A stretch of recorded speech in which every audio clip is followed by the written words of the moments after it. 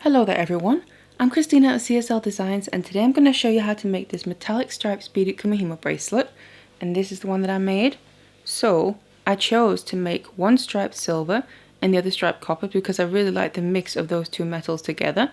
And then what I've also done is I've added black seed beads in between them to really make them stand out nicely, so it gives a nice contrast like this. And this is then what it looks like on. So you can see those twisted stripes really give a nice effect going all the way around the wrist. But of course you can mix up your colours however you want to on yours. This is just kind of the basic design. So if you want to learn how to make this, then keep watching. So it's these materials here that I'm going to be using. First of all, I have my round kumihimo disc because we are making a round braid structure. And then the cord that I'm using is this s-lon here in a black colour because it's nice and neutral, but also because it matches one of the beads that I'm using. But then as for the beads, these black beads here are some 8 Omiyuki seed beads. And I'm then going to combine them with these two metallic beads here. So they're both 3mm rounds. The first ones are some silver metal spacer beads and then copper metal spacer beads. And I've just chosen this because I feel that these two metals really go nicely with that black background colour kind of. So you have a nice contrast between them. But obviously you can easily swap out your colours for whatever you prefer. And then to finish off the ends of the braid, I have these kumihimo ends here, and then they have these little loops we can then attach our finding. So I've got a lobster coil clasp and extender chain, and we're going to use the drop rings to attach it together. So check out the description box below the video. There's going to be the materials written out and also links along with it. So let's get it all together and let's get started. So then we need to cut some lengths of cord, and what I have here is 4 lengths of about 1 meter each. And then what I've made sure to do is put all the ends together so they're even. Because then what we need to do is find the midpoint of these. So I fold them over in half, so put the ends together again, like that. Because then where we have the middle, I then tie a regular overhand knot just to hold the cords together, and I've just put a piece of scrap wire around that to help pull it down through the disc. So I then took my lengths of cord and attached them onto my kumihimo disc like this. So I took that knot with the wire down through the hole in the center of the disc there, so the braid is going to be coming out on the back. And then I distributed the rest of the cords evenly around the disc like this here. So I put one length of cord on either side of the top dot and also on either side of the bottom dot, so we have pairs opposite each other. Then also we have pairs opposite each other on the side, again the same principle, so they're evenly spread out in these 4 pairs. And then we need to start making a braid here with just the cord for now before we start adding in any beads. So what I do is I take my top left cord, release that from the slot and bring that down, and I stay on the left side of that bottom pair. Then I take the bottom right one and bring that up, and I stay on the right side of the top there. Then we turn the disc for the next pair, so about a quarter. Then again I take the top left one, bring that down, stay on that left side, and then I take the bottom right one and bring that up, and again stay on the right side. So now the pairs have kind of traveled slightly around the disc, as you can see here. When I turn it again, so we're always turning the disc for the next pair, and then take the top left one, bring that down, and the bottom right one, and bring that up. So you just want to keep going like this until we have about 1 centimeter of braid. So now that I kept braiding here, we can see the braid starts to come out of the back, and we have that short little end of the braid there. So then what we need to do now is add on the beads to all the lengths of cord.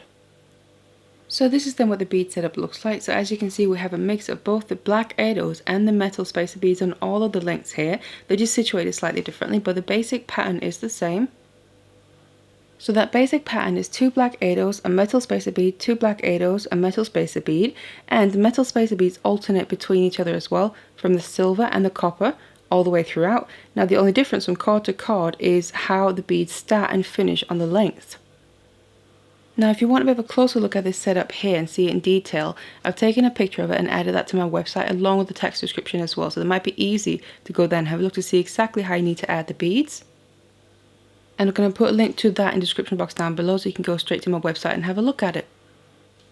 So then this bead setup here is made to accommodate for the way that I work with my braid. So I take my top left one, bring that down, and then the bottom right one and bring that up. And I do that throughout. So if you work the same way as me with that, then add the beads in this way and you'll achieve the same pattern. And that goes whether you start with the top left one or the bottom right one there, because they're the same as each other. But if you start opposite, so either with the top right one or the bottom left one, then you need to set them up a little bit differently to achieve that same pattern. And that's basically a mirrored image to this. So imagine that you have a mirror in front of your disc, and then you want to set up the beads in that mirror image. So that means The top two there would swap with each other, not the cords obviously, but just the positioning of the beads. The bottom two would also swap over the middle there with each other.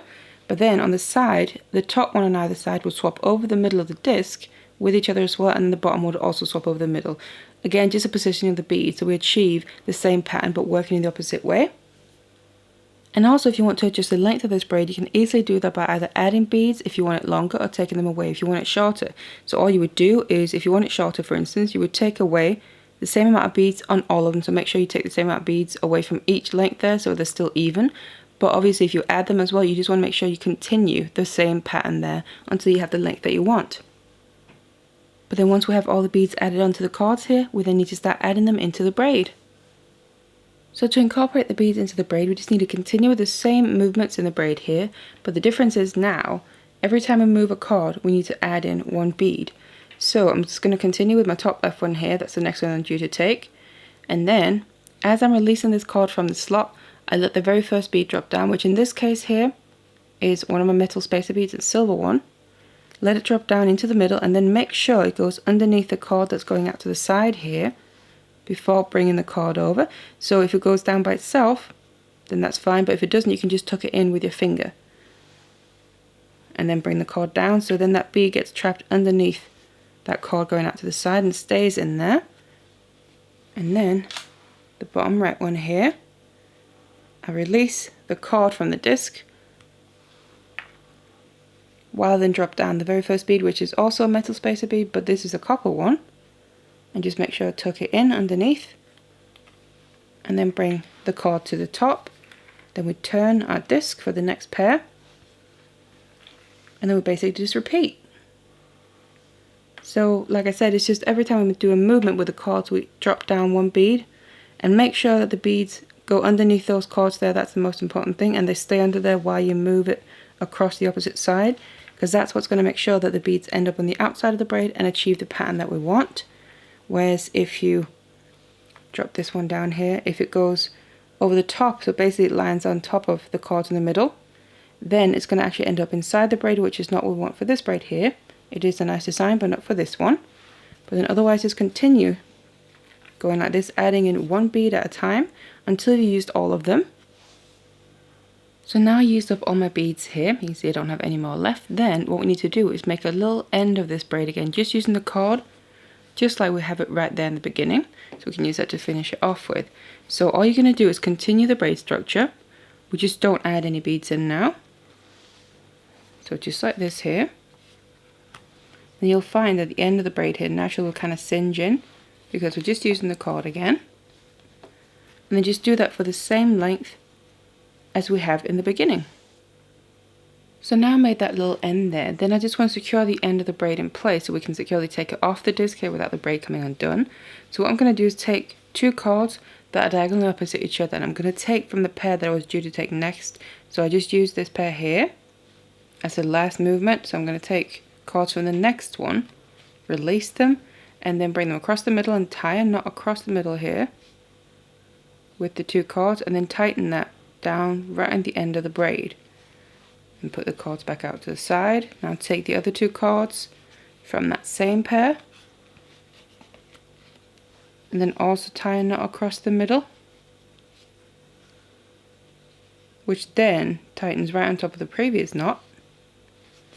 And then we just want to go around to the other pair and do the exact same thing. Take two cords here, diagonally opposite each other,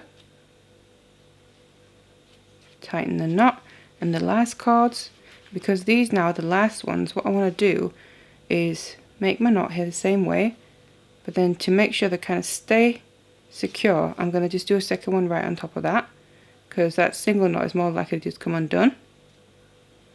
So obviously we still just need to move around the braid a little bit and finish off the ends. And then this is the finished braid. So you can see we then have these two metallic stripes going all the way around here from one end to the other, and then just that black background color to make it more neutral, and also that nice contrast between the metallic beads and that black color in the seed beads.